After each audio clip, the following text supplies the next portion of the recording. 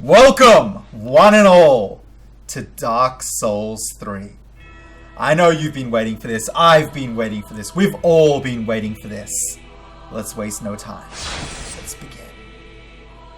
So this, as you'll notice by the title on YouTube, is episode 0 of Dark Souls 3. TV, why is it episode 0? Because we're spending some time in the character creator. If you don't care about the character creator, watch up until it starts, then skip to the next episode when I will go past the character creator. Hurry up, guy. Let me in. No, thank you. I don't care for PlayStation Plus right now. Starting my game in offline mode. Okay, I'll fight this at a later date. We just won't be opening in, you know, what you call it. 5's good. We won't be opening with online. Now, we can deal with all of these later. Let's go. Let's see, character creator outright or intro first? Indeed. It is called Lothric, where the transitory lands of the Lords of Cinder converge.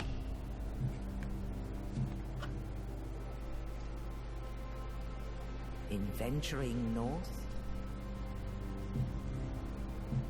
the pilgrims discover the truth of the old words.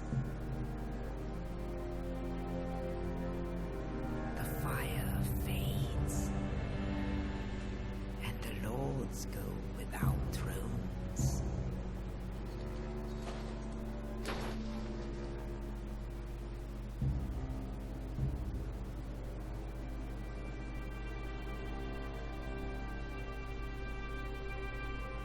I'm sure they're fine.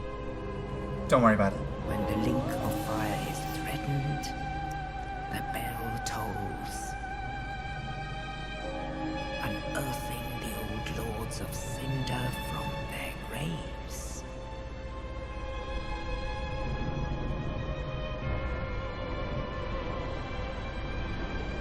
Aldrich, saint of the deep. Hello.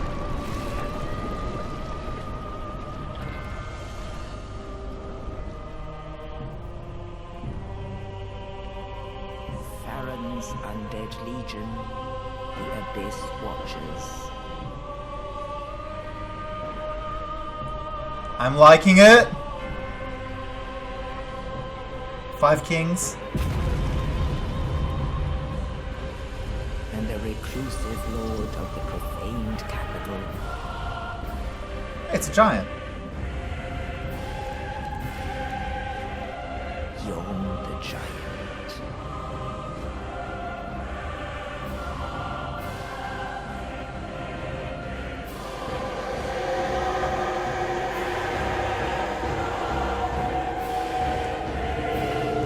Everything burns. Only in truth, the lords will abandon their thrones.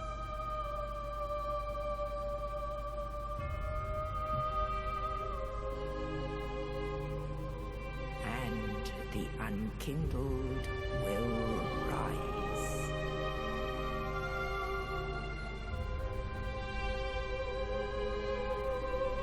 There's always Berserk references in Dark Souls. It's not a surprise.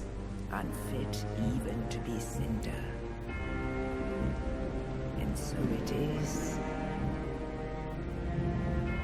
that ash seeketh embers.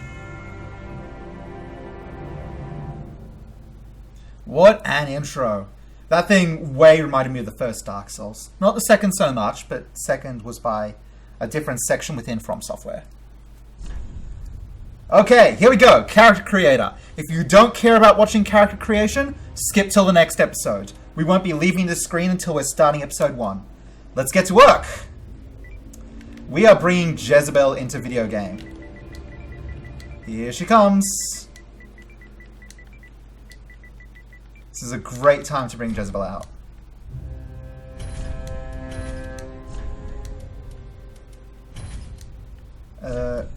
It's deprived. There you go. We can change off of this and figure out our class last. Okay.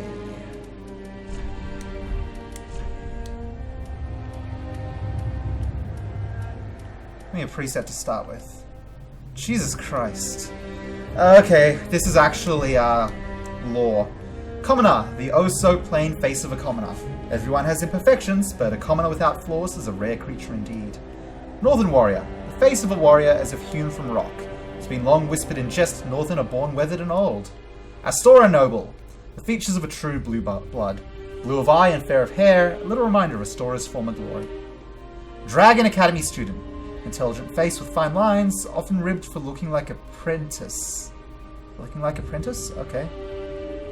Guess that's short for apprentice. Karim Novice. The face of a cheerless cleric of Karim. Novice is used as something of a derogatory term for women of the cloth. Wow, rude. Katarina Merrymaker. The large eyes and mouth give this face a look of jubilation. From Katarina, known for its zest for life and love of drink. Well, that's Jezebel, so we might be starting from there. Serpentine Traveller. An uncommon face defined by its narrow eyes and thin lips. Some praise it as the visage of a true dragon. Great Swamp Outcast. A uniquely deformed face. Or perhaps merely ugly. Prejudice births malcontents, and malcontents swarm to the Great Swamp. Lorndor's Shadow of Death. A lifeless face, almost that of a hollow. Lorndor is a realm of those hollow and old. The feature, Erythilian. The features of the old gods, as if from legend. They say children born like this are fated to be taken to the Boreal Valley. Alright, we'll start from Katarina. Build. Head builds are so dumb. Let's just go Burly. Burly's a good start. Okay. Let's get way in here. Test button.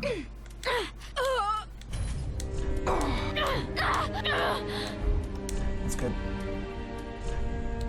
Musculature. Yep, get buff! Zoom.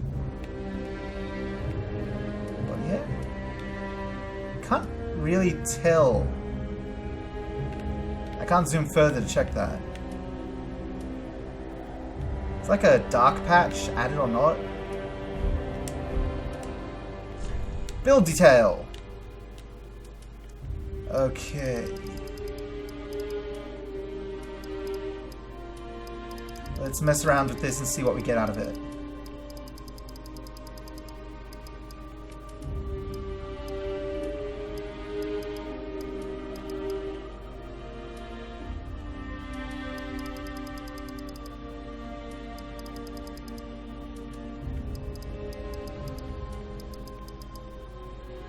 That's looking good. That's looking good.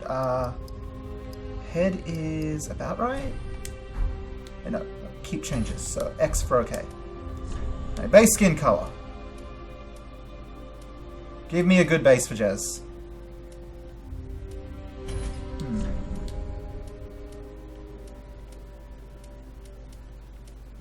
No, this is good. We can work from here. Alright, Jez. Skin tone.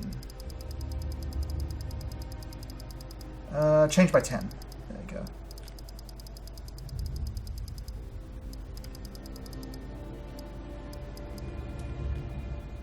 go. Skin color, layer 1. Cannot tell what that's doing. I think that gives us more red the further low we drop it. Alright, orange and blue, duh.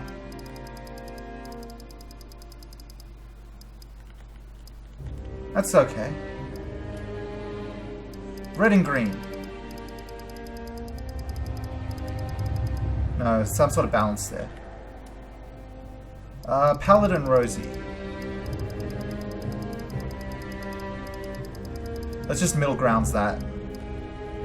Don't have it show anything. Nose bridge color. Middle balance that. Cheek color. Middle balance is fine. Laugh lines. Again, middle balance. I'm just not interested in having it appear. Alright. Oh yeah, the Monster Factory is going to be great. Facial features. So, let's see. What can we talk about while I'm figuring this out? The Souls games and me have, of course, had history. I don't know how I first found out about Demon Souls, truth be told. I picked up on its existence from somewhere, and just from there, I found it in my local game store back in the day. I grabbed it, I was like, yeah, this will be fun. I think I got so far through the first level, and I got miserably butt-kicked and skipped out on it. And then I came back later on, like determined to do better. And then I had the best time. Just the absolute best time.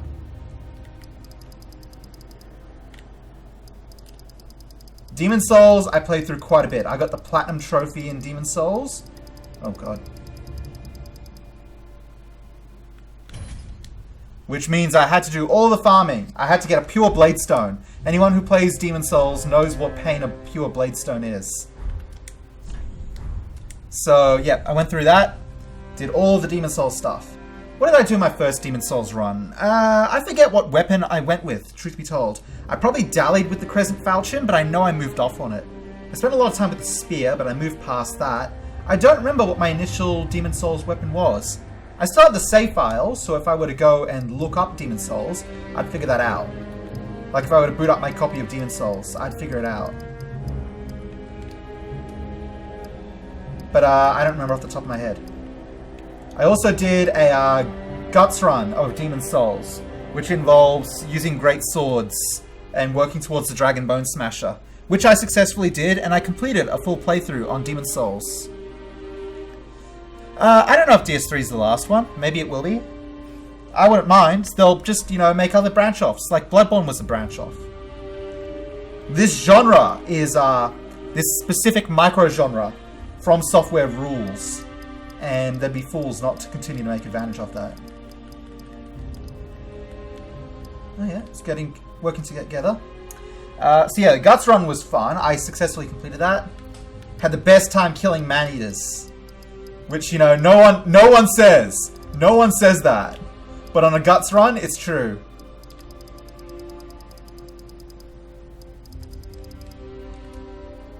Dark Souls. I was so hyped for Dark Souls when it was announced. I was all into that. My funniest story about Dark Souls was,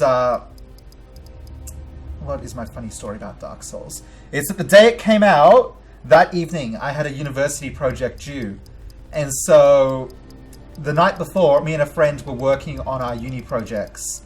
And we both gave up that night and just said, and he said, I'll do it tomorrow. And I said, I want to go home and play Dark Souls, so I'm just going to submit this as it is, let it be, and that's it.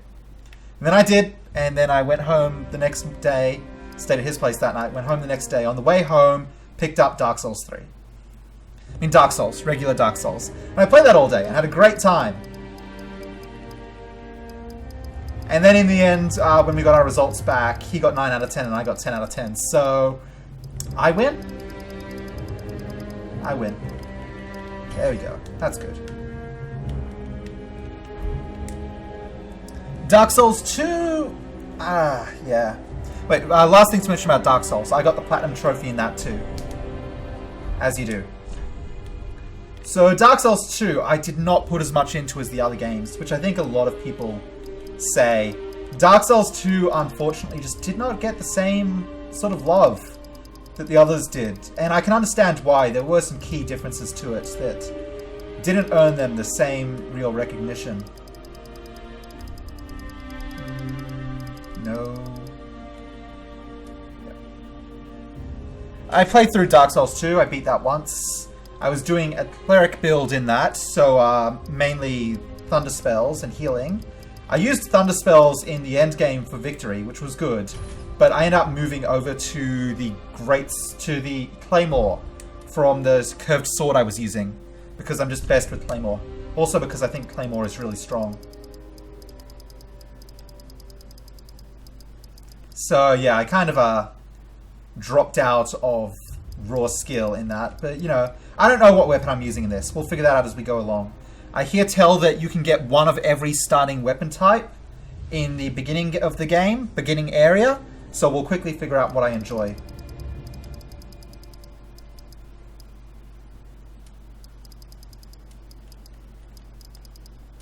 Oh god, the monster factory is real.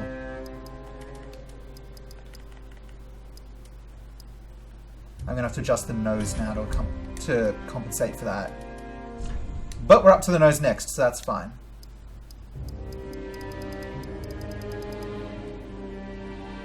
That's pretty good.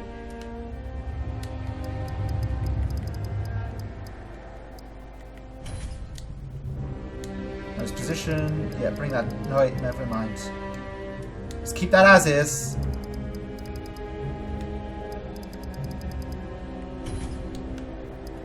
A bit longer nose. There you go. Nope, down, down, down.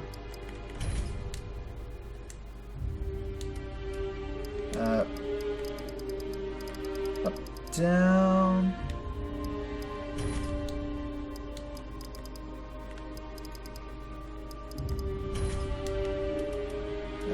Nose protrusion.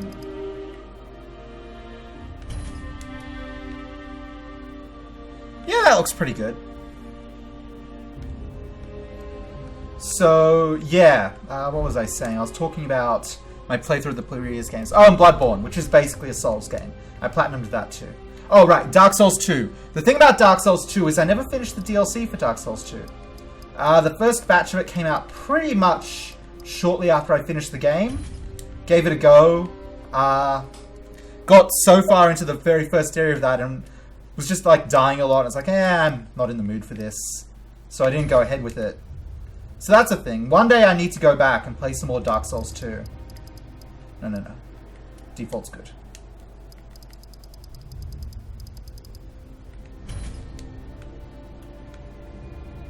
Alright. But that's a future thing. Right now we're thinking about Dark Souls 3. Do I think there'll be DLC for Dark Souls 3 in the future? Absolutely there will be. Every Dark Souls has had DLC, and Bloodborne got DLC. Demon's Souls was the only one not to, and I think that was just because it was in the world of New. So I think it's very, very guaranteed that Dark Souls 3 will get DLC. Cheekbone depth. Cheekbone width. It's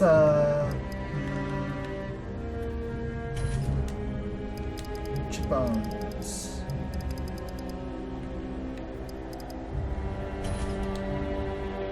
You have a very strong chin right now, Jez.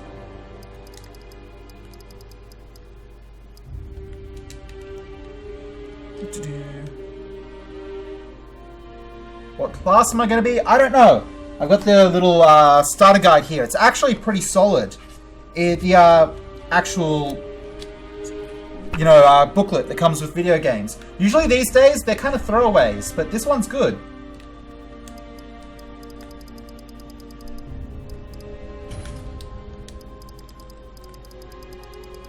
Jezebel's having a great time. She's ready for a great time. Why does that increase the lip size so much? Come on.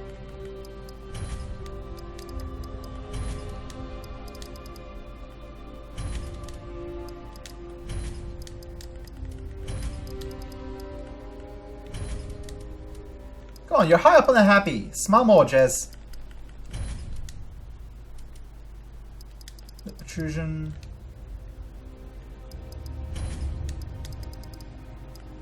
Lip thickness, no. Messing with that's just a sign for danger. Waiting for the chin and jaw. That's going to allow us to pull this together, I think. Mouth slant. Occlusion. Mouth position. Let's keep that default. The more settings you change, the more you want to keep it default. Mouth chin distance. Character creators are hard though. Like, they're tricky to get right. Right, chin! There we go. Now we're talking. Chin tip position. Chin length. Shoulder down. Chin protrusion. Chin depth. Good chin size.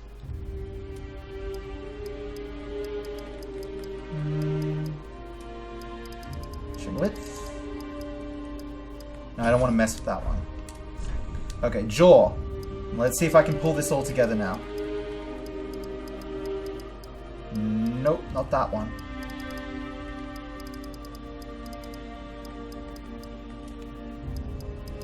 Lower jaw. Maybe the cheeks I have to affect. Jaw contour is good. Side profile's pretty good. Let's mess about with the cheeks a bit more. Oh yeah, so you guys would have all seen the Jezebel commission today. Hey, pretty good. I think it's good.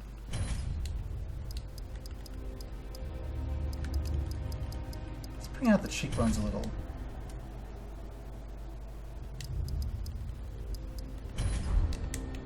And, oh, well, that's actually looking a bit better. Let's change the position on the eyes a bit.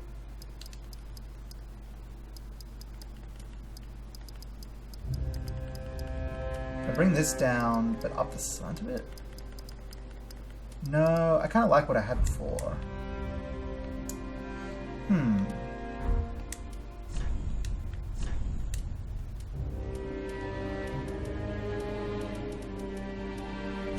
Black hair's good. Alright, let's get the right hair for Jez. Whoa, okay. So all the hairstyles are combined together, that's cool. What is the hair I want to use for Jezebel?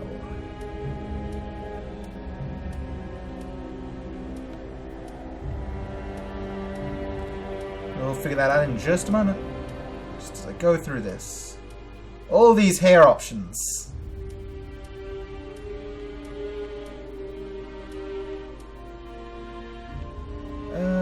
No. Not really. Nope. Nope. Leaning towards this. Let's check if any of the others jump out at me. No, that's actually the last one. Okay. Brow.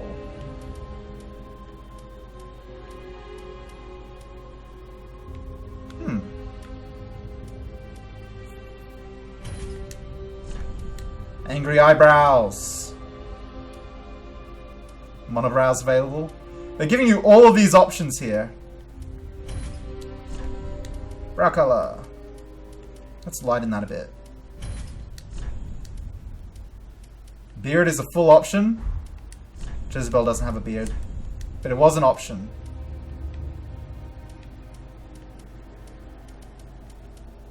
If I were to go these, and then I were to give them real color, how well would that show up? Not very well at all, truth be told. Well, you can keep those fancy eyebrows, just for the sake of it. Pupils! Oh god, what's Jezebel's eye color? I'm a bad creator. Hang on a second.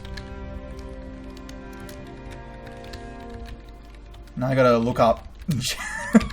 That's bad. I know they're either red or blue, I just forget which. Come on, you. They're very definitely red. Color of pupils. Very red. Thanks.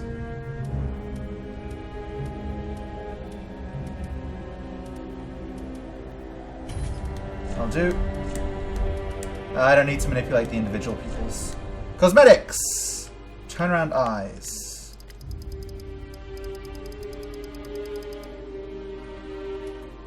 Yeah, we'll lighten that a bit. Eye sockets. No. Eyelid brightness. Doesn't really... It affects a bit. Not really enough to be justifiable in my opinion. Oh, that's better. That's better. Eyeshadow. No. Lipstick.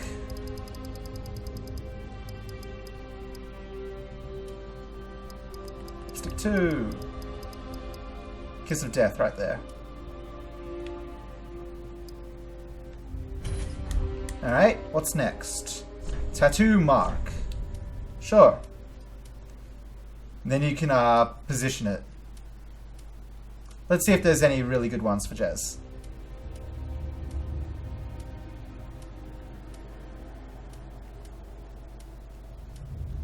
God, they're giving you the options, eh?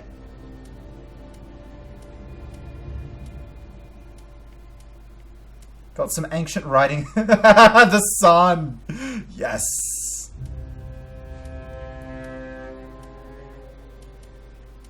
Come on, give me something.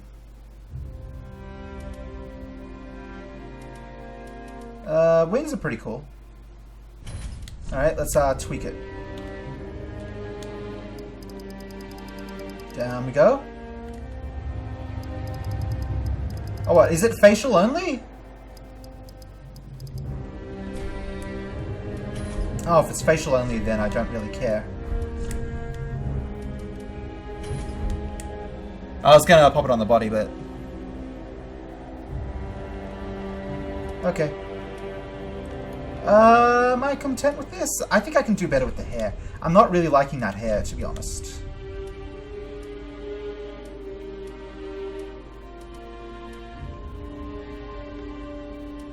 Not really liking that either. To be honest, none of the hairs are jumping out at me as being that great.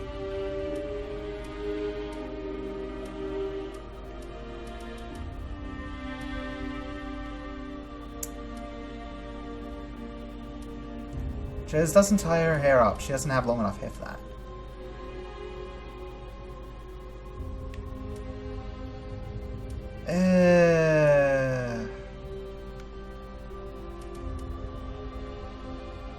I'll settle for it, but it's begrudging.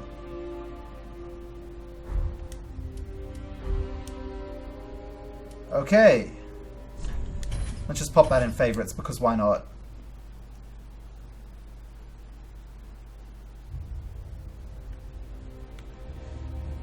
Well, I mean, they're ending the series as in Dark Souls, but they're not really, like, ending the production of games like this. It's extremely unlikely they would. Okay. So, that's all the appearance modified. Let's figure out a class. What do we got? We got Knight, an obscure knight of poor renown who collapsed roaming the land. Sturdy, owing to high vitality and stout armor. Mercenary, a mercenary and veteran of the battlefield. High dexterity allows masterful wielding of dual scimitars. Warrior, descendant of northern warriors famed for their brawn. Utilizes high strength to wield a heavy battle axe. Herald, a former herald who journeyed to finish a quest untaken. Wields a sturdy spear and employs a gentle restorative miracle. Thief, a common thief and pitiful deserter. Wields a dagger intended for backstabs alongside a military issue bow. Assassin, an assassin who stalks their prey from the shadows. Favors sorcery in addition to thrusting swords. Sorcerer, a loner who left formal academia to pursue further research. Commands soul sorceries using high intelligence. Pyromancer, a pyromancer from a remote region who manipulates flame. Also an adept close combat warrior who wields a hand axe. Pyromancer is what I rocked in the original Dark Souls, while I was a mercenary, or the equivalent of that, wanderer, in Dark Souls 2. Cleric, a traveling cleric who collapsed from exhaustion. Channels high faith to cast many and varied miracles. Or maybe I started as cleric in Dark Souls 2. Or deprived, naked and of unknown origin, either an unfathomable fool in life, or was stripped of possessions upon burial. 10 in every stat there. Might go deprived because I tend to do a bit of everything. Let's take a look at this little guidebook, because this guidebook has some useful things in it. What it has that's really useful is a breakdown of what all the stats actually mean. And I think that's pretty important. Vigor, overall health and frost resistance, controlled by your character's vigor. This is a major aspect of your survivability. It's very good for almost all characters to have some investment in vigor, so they don't die in 1 or 2 hits. Endurance. Endurance controls your stamina and resistance to lightning and bleeding. Stamina is a very powerful offensive and defensive attribute. Without high stamina, you cannot block, dodge, or attack as effectively. All builds need endurance. Attunement. Attunement raises your FPs and the number of attunement slots that you receive. This is primarily an attribute for spellcasters, or if you want to use a large amount of stance attacks. Stance attacks, huh? That's new. The more you want to push towards this style of play with your character, the more you will want to concentrate on this attribute. Stance attacks, that's new to me. Vitality. This attribute controls your equipped load, resistance to poison, and it helps your defense as well. The heavier your equipment, the more of this you need. This is a very defensive attribute, because heavier equipment is essential for your survival against high damage enemies with melee focused builds. If you can't equip the heavier gear, you won't benefit from it. Luck. Luck raises your resistance to curse and ups bleeding and poison capabilities. It also heavily influences item discovery. The chance of monsters dropping items increases with the more points you commit to this attribute. Now you'll play whoever has the highest luck. That sounds kind of fun. Strength raises your resistance to fire. It is also the primary attribute that determines which heavier weapons you can wield and how much attack power you gain when using them. Strength is a major attribute for melee characters. It is either taken in conjunction with dexterity or used more exclusively if you're focused on specific high-strength weaponry. Dexterity! Dexterity also adds attack power to many weapons. It improves spell casting time, reduces falling damage, and is required for wielding a number of items. A number of high-speed weapons are based on dexterity more than strength, so this can also be the primary damage attribute for many character builds. Intelligence! Intelligence is required to cast sorceries and pyromancies, and improves the potency of your spells. Pyromancy is affected by both faith and intelligence. This attribute also influences your resistance to magic. Good, pyromancy is actually modified by skills this time.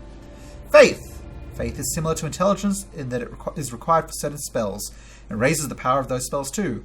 Miracles, and partially pyromancy, are controlled by faith, where sorceries are intelligence-based. This attribute also influences your resistance to magic and dark-based attacks. Stamina is your physical energy level. It falls when you block, dodge, or attack.